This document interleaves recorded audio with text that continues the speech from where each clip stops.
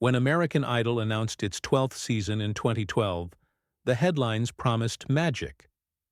A legendary diva, Mariah Carey, seated beside a fearless rap powerhouse, Nicki Minaj. Two women at the peak of their fame, united on television's biggest stage. The press framed it as a moment of history. Generations colliding, icons collaborating, music royalty side by side. Fans were told to expect sisterhood, mentorship, and the blending of two worlds, but almost immediately, the smiles seemed strained. Behind the glossy photos from press conferences, whispers began to circulate. Was Mariah rolling her eyes when Nicki spoke? Was Nicki's laughter a little too sharp?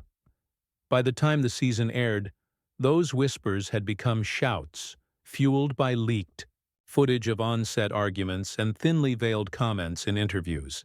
What was supposed to be a celebration of female power turned into something far messier. Instead of harmony, there were accusations of sabotage. Instead of camaraderie, there was competition. And instead of a friendship, viewers witnessed something that looked far more like a feud. So we must ask, was this ever a real friendship? Or just another Hollywood act designed to sell a story? Next, we step back into the carefully staged images that made this friendship look undeniable. To understand how this illusion of friendship was built, we need to revisit the summer of 2012. American Idol, once the juggernaut of reality television, was struggling. Ratings had slipped dramatically after the departure of Simon Cowell and the original judging panel. Fox executives needed a miracle, something that would recapture headlines and restore Idol to its former cultural dominance. That miracle, they decided, would be Mariah Carey.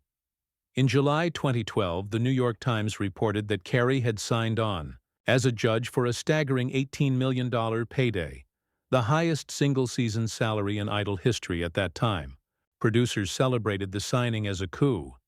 Carey, the five-time Grammy-winning voice behind Hero and We Belong Together, would bring star power and gravitas back to the panel. But there was a problem. As iconic as Mariah was, executives feared that one diva alone would not be enough to captivate a younger demographic. So they made a bold and risky decision.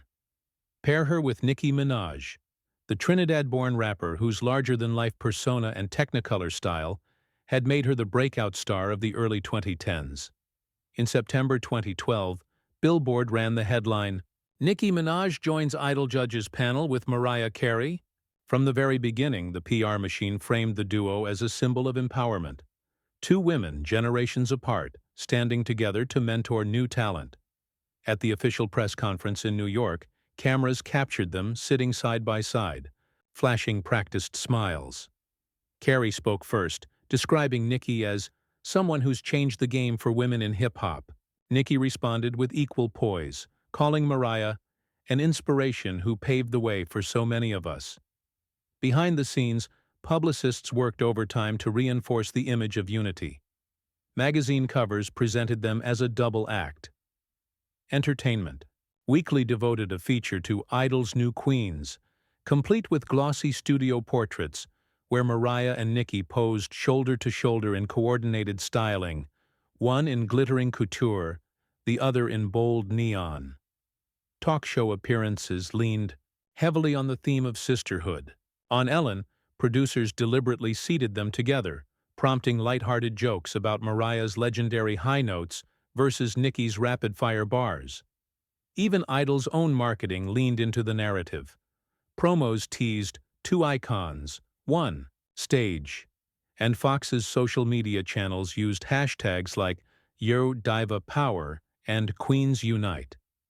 It was a carefully orchestrated spectacle, designed to make the public believe they were watching history. The fusion of pop and rap royalty. The illusion was powerful because it played on archetypes. Mariah represented the established guard, the polished, respected superstar with decades of hits. Nicki embodied the new guard, the fearless disruptor, unafraid of controversy, reshaping what a female artist could look and sound like. Together, they symbolized continuity and progression, tradition and rebellion, packaged neatly for primetime television. And for a brief moment, the illusion worked. Fans on Twitter celebrated the lineup as legendary.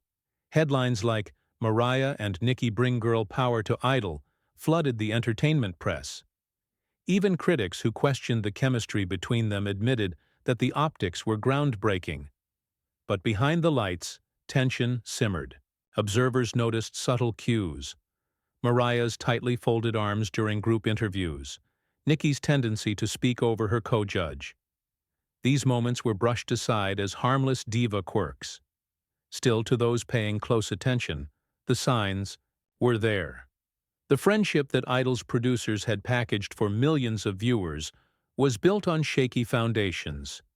Illusion, however, is a powerful force in Hollywood, and for the first months of Idol's promotion, that illusion hardened into truth.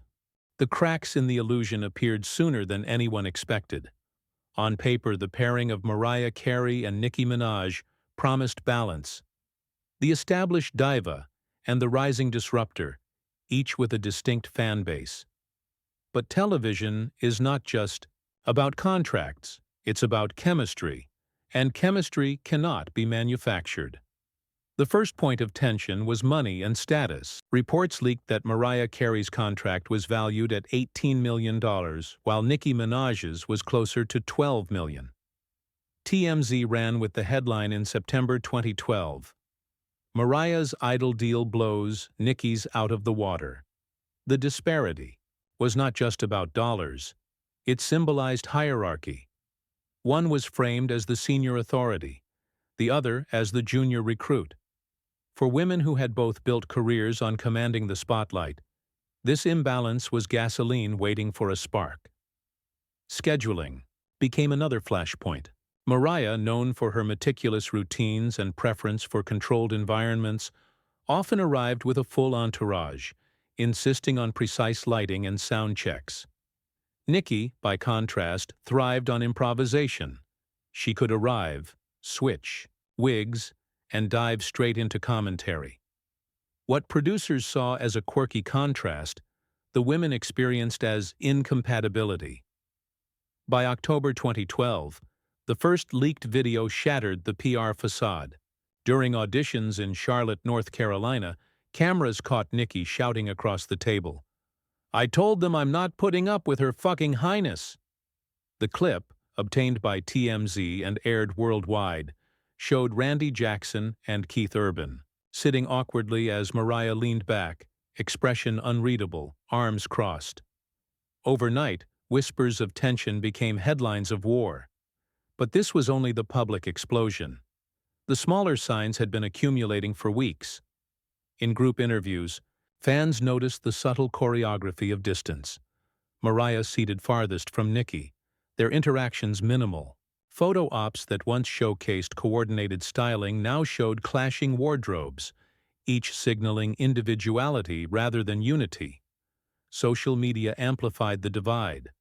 While Idol's official Twitter account tagged both women in promotional posts, Mariah rarely acknowledged Nicki in her personal feed.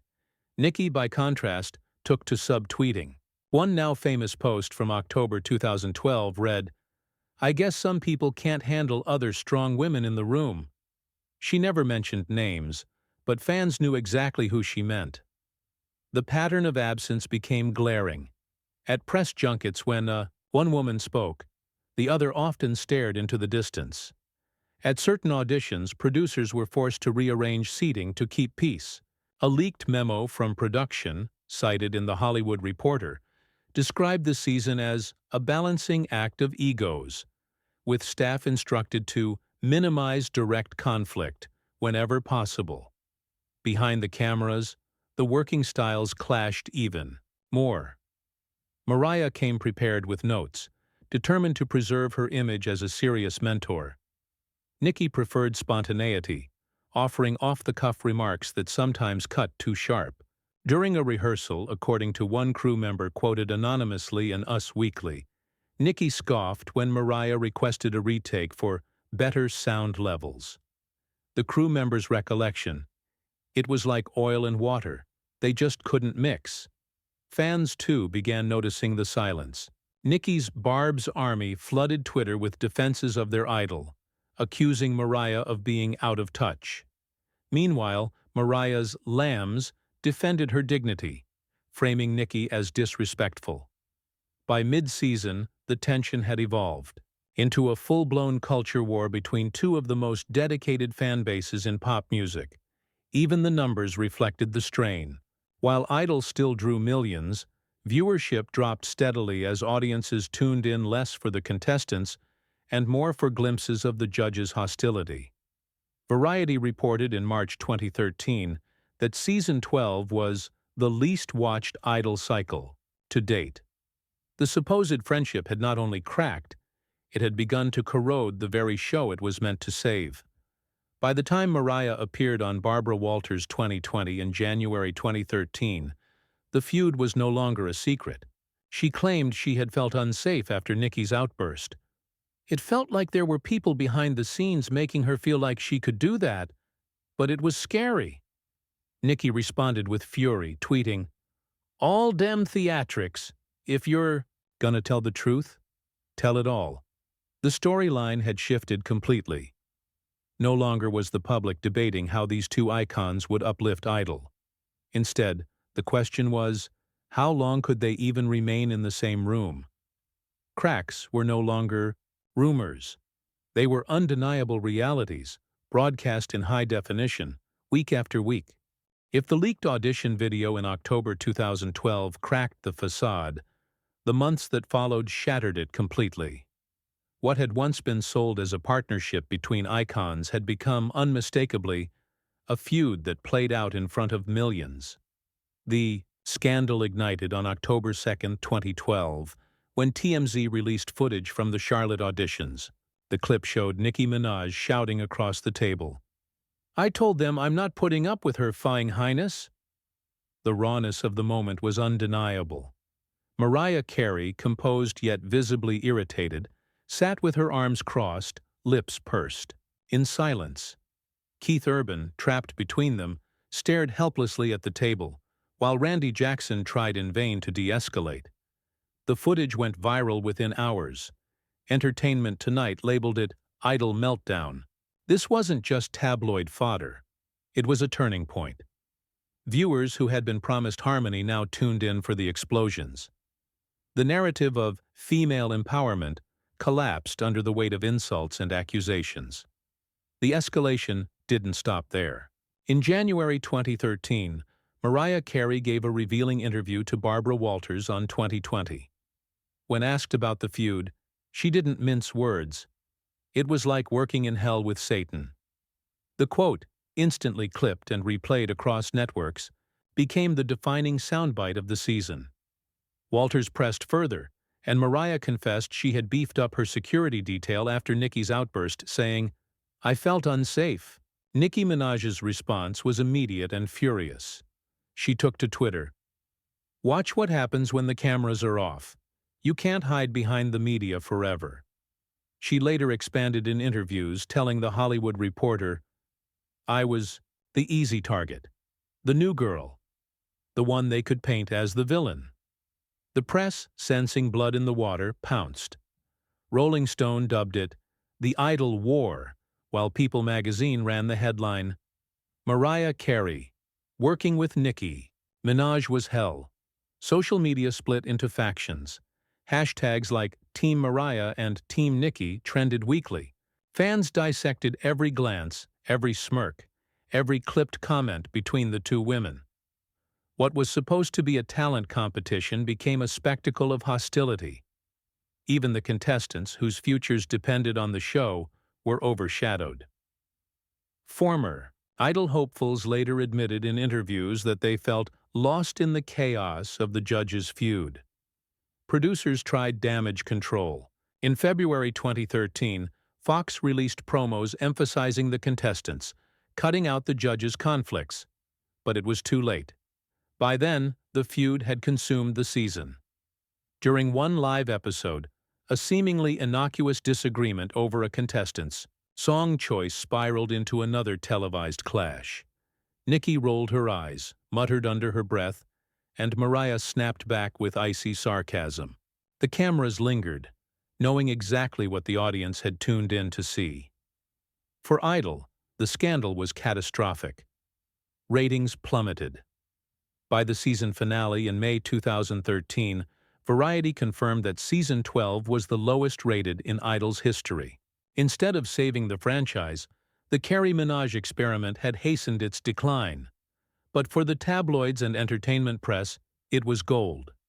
Outlets ran with every barb, every quote, every frame of body language. The feud became a shorthand for diva warfare, cementing itself in pop culture memory. Late-night hosts joked about the world's most expensive catfight, while think pieces questioned why two successful women were pitted against each other in the first place. The truth is more complex. Both Mariah and Nicki entered Idol with reputations to protect. Both resisted being overshadowed. And both, under the glare of cameras and the pressure of live television, allowed their disdain to surface. By the end of the season, their relationship was irreparable. When asked in May 2013 if she would return for another season, Mariah quipped in an interview with Hot 97, "Nah, I was busy having fun with real musicians." Nicki, departing around the same time, tweeted, "Thank God for a real career. The mask of sisterhood had not just slipped, it had been torn away. What remained was one of the most public and bitter celebrity feuds of the decade. The mask shattered in public. When the dust settled after Season 12 of American Idol, the consequences were unavoidable. What had been pitched as a star-studded revival ended as a cautionary tale. Both Mariah Carey and Nicki Minaj walked away with their reputations intact, in some ways, but scarred in others. For Mariah Carey, the season became a blemish on an otherwise glittering resume. Known as one of the greatest vocalists of all time, she was suddenly entangled in headlines about backstage drama instead of music. In May 2013, shortly after the season finale, she released a statement through her publicist confirming her exit. She described the experience diplomatically. "It was a learning experience, but I'm moving on to focus on my music." Behind the politeness, the message was clear. Idol had not been worth the trouble. Mariah returned to what she did best: touring and recording. In 2014, she released Me, I Am Mariah, the elusive chanteuse. Though it received warm reviews, its commercial performance was modest compared to her earlier triumphs. Critics often mentioned her Idol stint in the same breath, framing it as a distraction that had pulled focus from her artistry. Rolling Stone wrote in a 2014 retrospective, "Idol was supposed to reinforce Carey's stature. Instead, it reminded audiences how fragile television illusions can be." Nicki Minaj's path looked different. The feud, while polarizing, solidified her image as hip-hop's outspoken queen. She leaned into the controversy, making references to being the bad guy in interviews and songs. In December 2014, she dropped The Pink Print, an album that highlighted her versatility and emotional depth. It debuted at number 2 on the Billboard 200, selling over 200,000 copies in its first week. For Nicki, the Idol debacle became fuel for her narrative. The underestimated outsider who refused to be silenced. But both stars paid a price on Idol itself. The show's ratings collapsed. According to Variety in May 2013, the finale drew just 14.3 million viewers, down nearly 50% from the record-breaking highs of the mid-2000s. Critics blamed the judging panel. Instead of focusing on contestants, the season had devolved into a spectacle of clashing egos. The Guardian summed it up bluntly: "Idol didn't sell music. It sold a fake friendship, and the audience didn't buy it." The franchise itself faltered. Producers cycled through new judges in the following years, but the aura of credibility was gone. Idol, once the launchpad for stars like Kelly Clarkson and Carrie Underwood, became a case study in how not to manage talent. Season 12 was remembered less for its winner, Candace Glover, than for the war at the judges' table. The cultural reaction was equally sharp. Commentators debated whether the feud reflected systemic issues in how media framed women in entertainment. Some argued that Fox had engineered the conflict, pairing two strong personalities and hoping sparks would fly. Others believed the hostility was organic, rooted in ego and competition. Either way, the spectacle overshadowed the show's original mission. For fans, the aftermath was bittersweet. Nicki's barbs celebrated her resilience, pointing to her continued chart dominance as proof she had emerged stronger. Mariah's lambs defended her dignity, arguing that she had been baited into a no-win situation. What neither side denied was that the supposed friendship Idol had sold to them had been a mirage. By 2015, when Idol attempted yet another reboot of its panel, journalists continued to cite the Carey Minaj feud as a turning point. It wasn't just a scandal. It was a cultural marker, a reminder of how quickly PR narratives could collapse under real human conflict. The absence of friendship between Mariah Carey and Nicki Minaj became a character in itself, an unspoken presence haunting every analysis of Idol's decline. In the years since, the feud between Mariah Carey and Nicki Minaj has taken on a life beyond American Idol. It has become a cultural reference point, a shorthand for the dangers of packaging rivalry as friendship and the perils of letting publicity override authenticity. Hollywood has always been in the business of selling intimacy. From co-stars cast as best friends on red carpets to pop divas photographed side by side at award shows, the entertainment machine thrives on constructing narratives of unity. For Idol's producers, the idea of Carey and Minaj as confidants was irresistible. Two women at the peak of their fame, bridging generations and genres. What could be more marketable? But the collapse of that illusion exposed something deeper. Viewers realized how transparently the narrative had been manufactured. The sisterhood sold in glossy promos disintegrated under the heat of real personalities clashing. As Billboard noted in a 2019 retrospective, the Carey-Minaj feud was not just Idol's downfall. It was the moment audiences became fluent in spotting manufactured storylines. This was the true legacy. The public's media literacy sharpened. Fans began asking harder questions. When celebrities praise each other on talk shows, is it genuine or contractual? When franchises insist on family, is it truth or marketing? The Carey-Minaj feud taught viewers to look for the seams in the stitching. It also reshaped the way future shows handled female judges. Networks became cautious about pairing women framed as rivals, fearing backlash. Instead, the language shifted toward collaboration and mutual support, even if that harmony was just as carefully managed. In a sense, Carey and Minaj forced the industry to rethink how it packaged female power. For the artists themselves, the feud became part of their public mythology. Mariah rarely revisits the subject, but when she does, her words drip with disdain. In a 2015 radio interview, when asked if she would ever work with Nicki again, she quipped, "What's a Nicki?" Nicki, for her part, has occasionally referenced the feud in her music, casting herself as the unapologetic outsider who refuses to bow.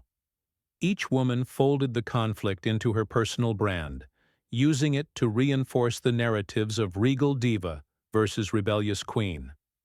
The episode also revealed the limits of diva culture as entertainment.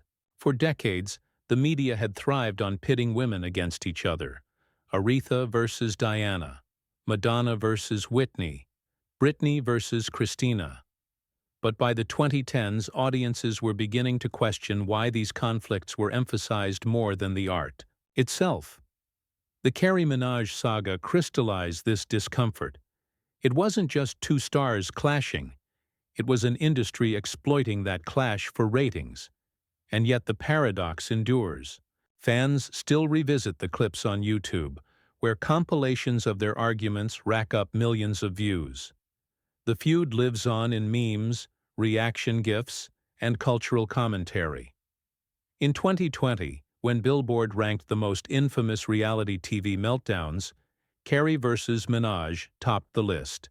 It remains both a cautionary tale and a source of endless fascination. The dual legacy is clear. On one hand, audiences still admire Mariah Carey's catalog and Nicki Minaj's dominance. On the other, they carry a sharper awareness of how the entertainment industry manufactures intimacy to sell a product. As cultural critic Wesley Morris wrote in the New York Times, "The Idol feud showed us that even friendship is a commodity in Hollywood, and like all commodities, it can break." Which leaves us with the larger question. In a culture built on branding and image, can celebrity friendships ever truly be trusted? Or are they, like the Carey-Minaj partnership, just illusions waiting to collapse? So, after all the headlines, the leaked videos, and the unforgettable soundbites, what are we left with? A friendship that never truly was, or a feud that Hollywood was all too eager to amplify? The story of Mariah Carey and Nicki Minaj on American Idol is more than just celebrity gossip. It's a case study in how television manufactures relationships, how media thrives on tension, and how easily fans can be swept into a narrative that was never real to begin with. But what do you think? Do you believe Mariah and Nicki were ever friends? Or was the entire spectacle just another Hollywood act designed to sell ratings? Let us know in the comments. Whose side were you on? Team Mariah or Team Nicki? And if you enjoyed this deep dive into the untold stories of Hollywood, don't forget to like, share, and subscribe. Turn on the bell so you won't miss the next revelation. Because behind every smile, there's always another secret.